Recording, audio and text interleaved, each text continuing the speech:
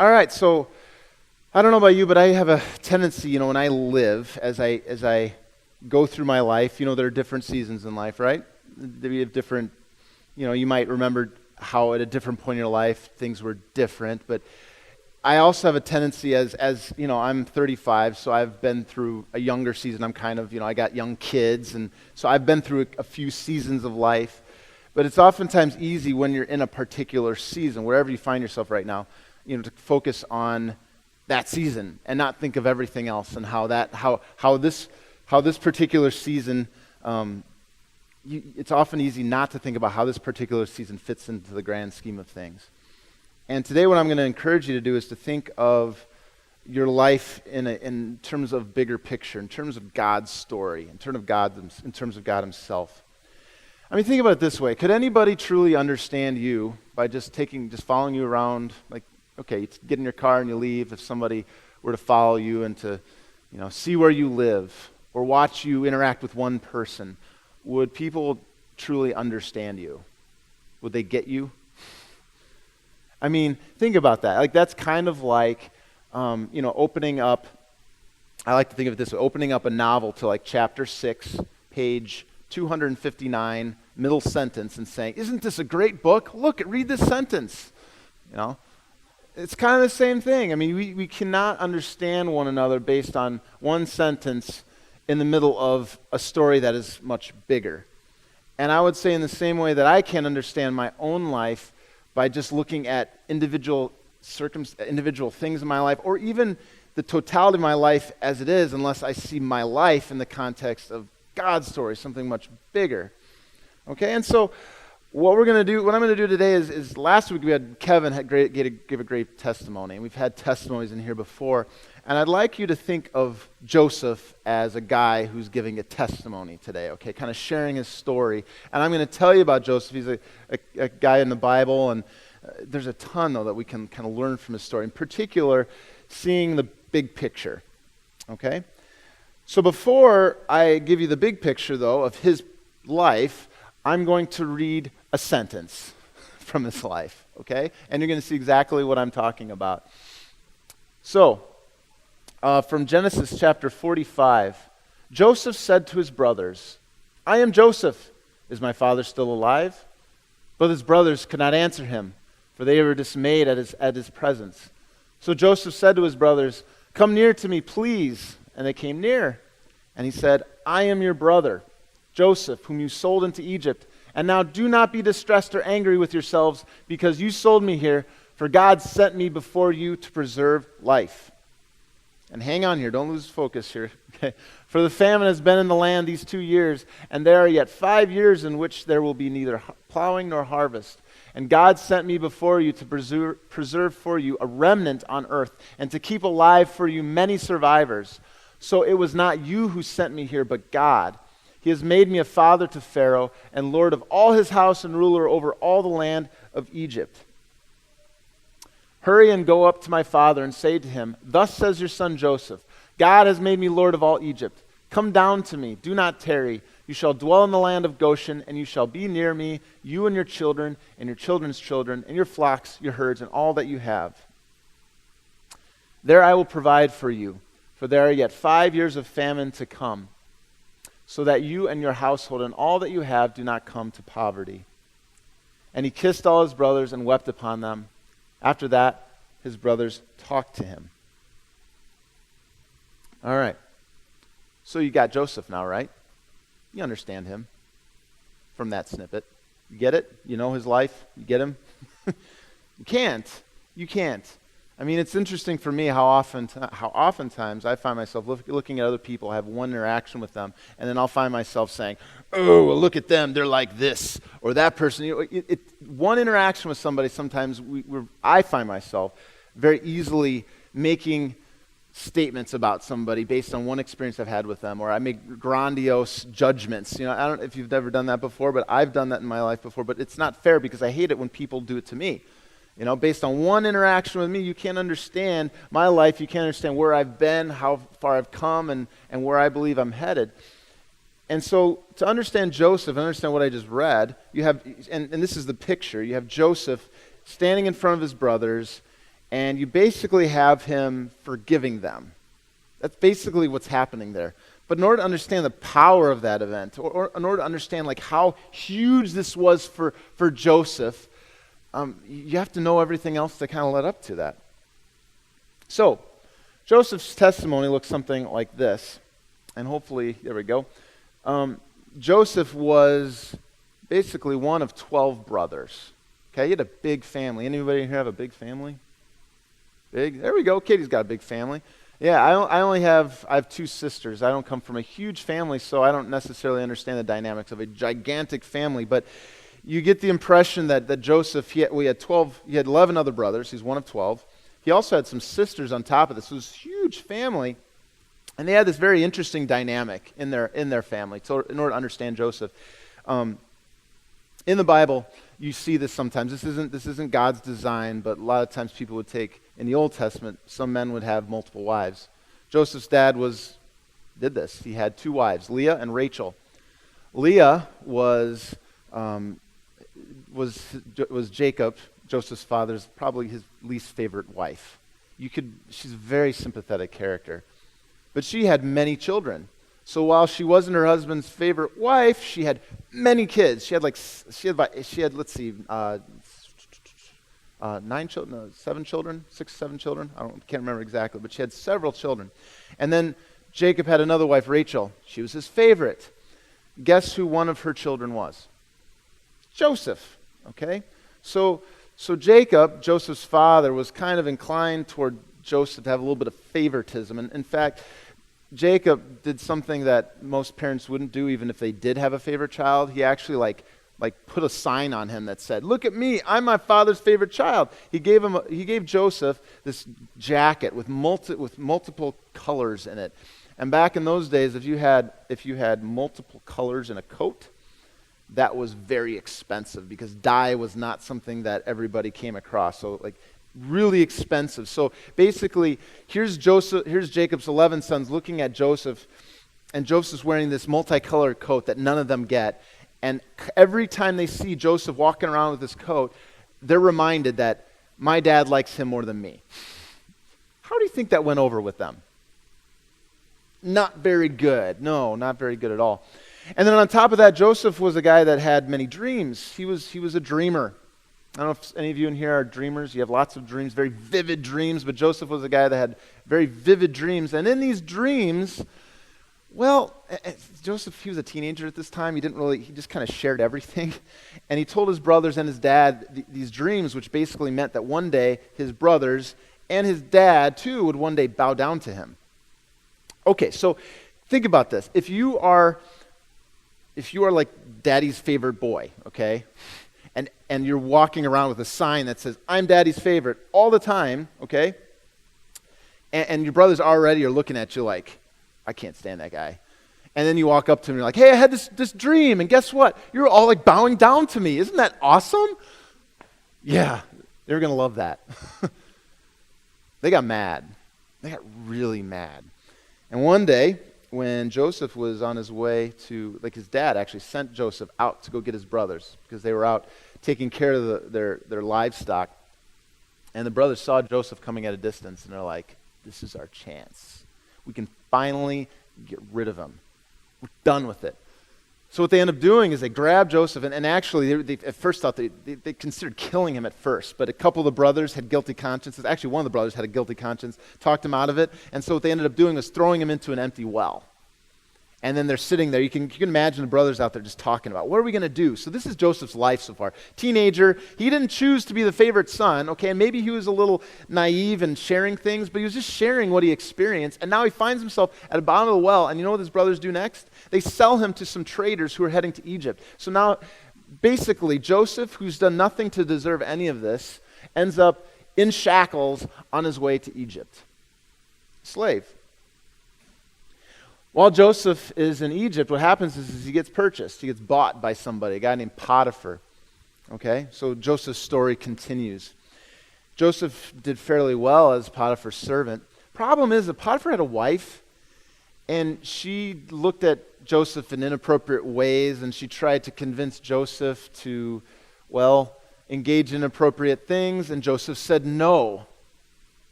Did he do the right thing? Yes. What happened? What do you think Potiphar's wife did? Well, she went and she told her husband that Joseph was the one going after her. And so now Joseph finds himself thrown in prison. So Joseph, if anything, he's done the right things, and now he ends up in this horrible, rotten situation.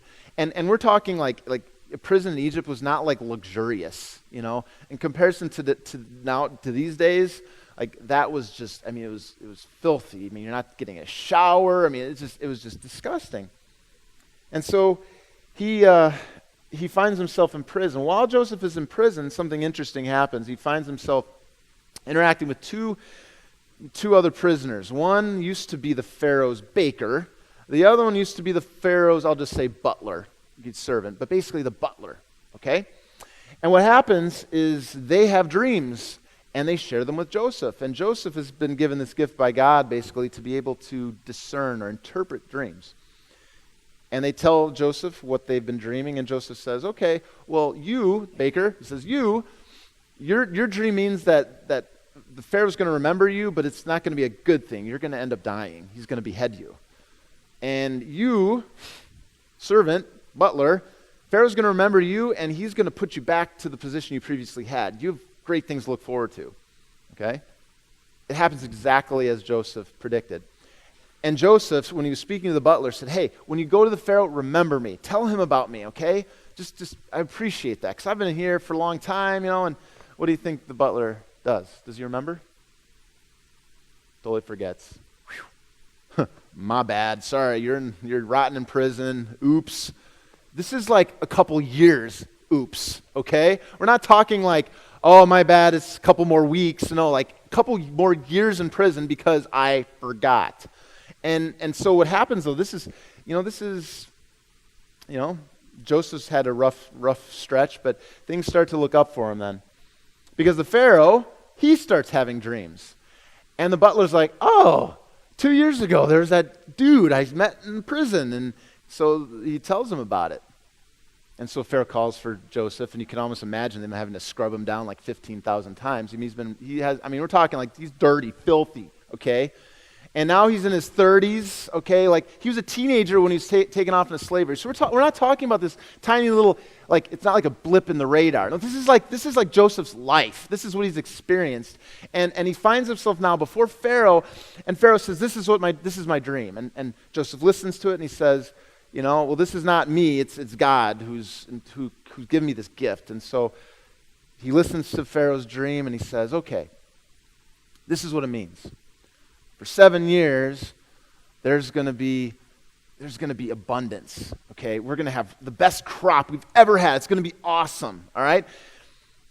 But 7 years after that, after those 7 years are over, it's going to be a huge famine. We're not going to have anything in the land. It's going to be gone.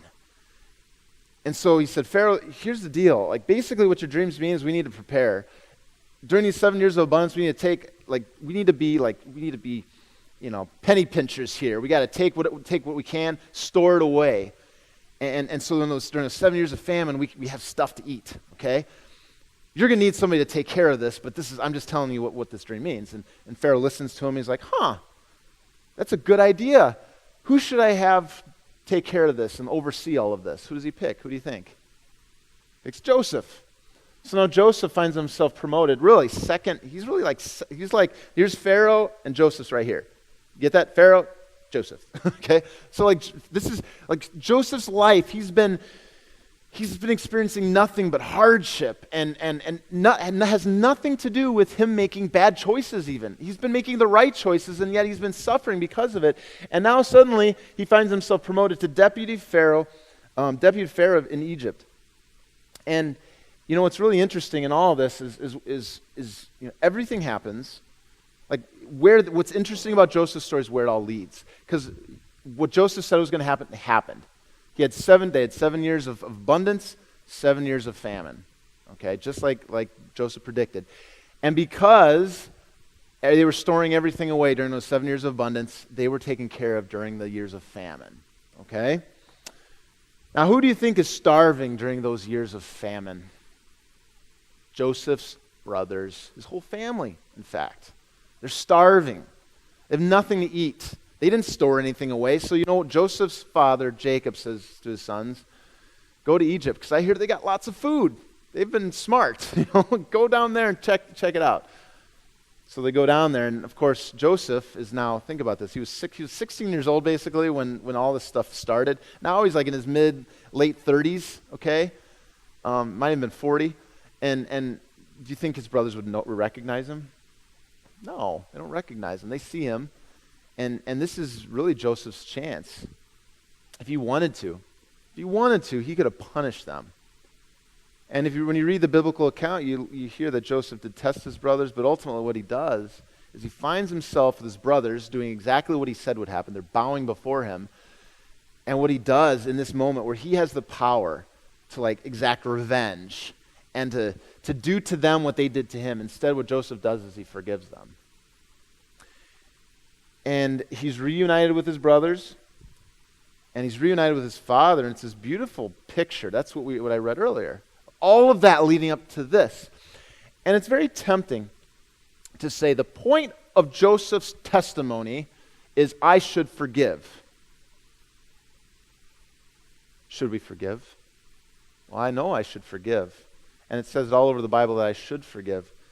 But when you read Joseph's story in the context of a bigger story, you begin to understand that his story is not first and foremost about forgiveness. Let me explain to you how Joseph saw things. Share with you a little bit about his worldview. All right? Joseph understood what the biblical worldview is. He believed that God had made the world. There was order in this world. Okay? He believed that human beings rejected God. We sin. We are sinners. We have this disease called sin, okay? And because of my sin, my life is oftentimes chaotic. I'm only thinking of myself. And what that does is it causes chaos and drama and all sorts of other things in the world, okay? And because I live in a sinful world, sometimes even when I make good choices, sometimes I find myself in bad situations, all right? There's chaos. What Joseph also knew was that God came to his great-grandfather, Abraham, and he made a promise to him. And that promise was that one day, he said to Abraham, through your family one day, all the people of the world are going to be blessed. This is the key word here, promise, okay? Joseph knew about this promise. And because of that, and this is exactly what God did, he went to Abraham, his great-grandfather, he said, look at the stars in the sky. One day you're going to have that many children. All the people of the world are going to be blessed through your family. I'm promising this to you. Okay? And so what Joseph found himself in, he found himself in a situation where he could have just ended it. He could have said, I'm going to throw you all in prison. I'm going to just destroy my family because of what they did to me. Okay? But you know what he did? He remembered the promise. It wasn't first and foremost about Joseph forgiving. It was first and foremost really about Joseph remembering this bigger picture that he was a part of. And I can't imagine that anything else other than him standing there looking at his brothers and saying, wow, all of this stuff led up to this moment. Because if I were not in this position of power, my family would have died.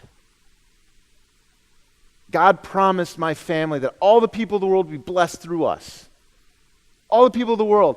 I'm a part of that family. And if God had not placed me in this position here today, we'd be dead, all of us. We'd have died in this famine. And now God is giving me, he has gifted me the opportunity to save my family. There was no question about what he should have done. God had promised to bless all the people of the world through his family, and so Joseph looked at his brothers. He forgave them. No question. Seeing the big picture. And what's cool is when we think about Joseph and his story and that whole idea of seeing the bigger picture, Joseph really points me, and I would say the rest of us, to Jesus, because do you know how God blessed the entire world through Joseph's family? It was Jesus. Jesus was the great-great-great-great-great-great-great-great-great-great-great-grandchild of that family. Okay? Jesus was born through that family. God promised Joseph's great-grandfather would bless all the people of the world through him, and he did through Jesus. Okay? And Jesus is a greater version, much greater version of I should say that Joseph is a shadow of what Jesus eventually came to do and bless us. Think of it this way. I'm stumbling on my words here. Joseph saved his family. He blessed his family because he could see the bigger picture. But that's just a fraction of what Jesus does for you and for me. It's a fraction of the promise that he makes for you and for me. Just like Joseph, he was rejected. He was abandoned, okay? Did Jesus earn that? No. He was everything that I was created to be. And yet he was punished for it. And through that punishment, you see, Joseph, through his suffering, through his struggles, at the end of the day, he was able to save his family. But you see, Jesus did something even greater. Through his suffering and through his death, he became a blessing to all the people of the world, offering forgiveness, hope, and life. And the question is, through Jesus, do you see the big picture? See, a lot of times what I find myself doing is I focus on the little things in life. How has God failed me here? Well, God, why are you letting this happen to me? Why is all this happening? Why, God, are you? This is me sharing here, okay? And the problem is when I'm fussing and complaining to God and saying you're not being fair and all this kind of stuff, I'm not listening to God and listening to what he promises me. Because you see, what I deserve truly, because I'm a sinner and because I am so self-centered at times and so selfish and just I'm not loving other people like I should. And I'm pushing God out of the equation. I don't deserve God's love, okay? I don't deserve a prosperous, perfect life. I don't deserve it. And yet God, for some reason, chooses to bless me from time to time with good things. But what matters most is having that big picture and remembering that what God promises me is forgiveness for my sin through Jesus. And he promises me that no matter what I face in life right now, there is hope in the future. And that hope doesn't come from me and myself manufacturing it. You see, Jesus died on the cross, but he rose again. And it even says this in 1 John, this is God's promise to us, eternal life. Life without sin, life without pain. And that's what I can look forward to and see the big picture and see how God has been faithful to me even when I struggle. I've heard it described to me kind of like this before. Have you ever gone to, have any of you ever watched your mother, when you were as a kid, watch your mother bake something? Takes a few ingredients to make something, so imagine making biscuits or making bread. What happens if you say, wow, those biscuits are so good, so all those ingredients must be awesome on their own, right? So I'm going to take a handful of flour, shove it in my mouth. Man, that's just as good as that biscuit. Of course not. Or how about that raw egg? It's awful. You see what happens though is Joseph told his brothers this. He said, what you did to me, you meant for evil, but God used it for good. That's what he said. What happens, what you see in Joseph's story is you see how God's bigger picture kind of collides within Joseph's story. And you know that all those ingredients, they fit together and what comes out? Got a beautiful piece of bread. And you see the promise God makes is that, life can be difficult, but in the end, we have something beautiful to look forward to. And we live within the context of that larger story. So as I'm standing there wondering whether I should forgive somebody, what I ask first is, what does God promise me? And how does God interact with me? And if I recognize how much I've been forgiven and what God promises me, I look at this other person and there's no question about what I should be doing. When I'm considering engaging in destructive behavior, hurting other people around me, there's no question about what I should be doing because I don't need that. I have all I need in Jesus. That's his promise to me. And I live within something much bigger than that choice, which might make me feel good right now, but the big picture is that making that choice is going to hurt lots of other people, including myself, and it's just ignoring God. You see? Some of you have heard this story before. And I think it's just such a wonderful illustration. So I'm going to share it with you. Some of you heard it already. I'm going to share it again. I used to go to school in St. Louis, and this has just touched my heart. Really did. It's a story that's touched my heart. There's a zoo in St. Louis I used to take my kids to all the time. All right? Wonderful zoo. And at the zoo, there's a bridge that goes from parking lot to the zoo itself. And that bridge itself tells a story. It was built for a reason. A few years before I was even living in St. Louis, the church that I did some of my field work at, I worked at for a little bit to get some experience. That church took a field trip of first graders to that zoo. And they did what you would always do on a field trip with first graders. They went around the zoo. They looked at the tigers, looked at the crocodiles. I can think of my own kids in this story. And they got done, and they took a class picture. And after the class picture was over, what did the chaperones for this field trip do? They took the kids back to the parking lot, to the cars, right? Because they were going to head back to school. On their way heading to the parking lot, a drunk driver came by and hit one of the children head on with his mother standing right there. So you can imagine, this is this field trip to the zoo, and here's this mother. And this is literally what happened. She found herself with her first grade son in her arms, and while they're rigorously trying to resuscitate him, he died in her arms right there. Imagine all the chaperones, all the people watching this. Imagine that mother experiencing this. What kind of an impact would that have? What did that taste like? Like that flower, you know?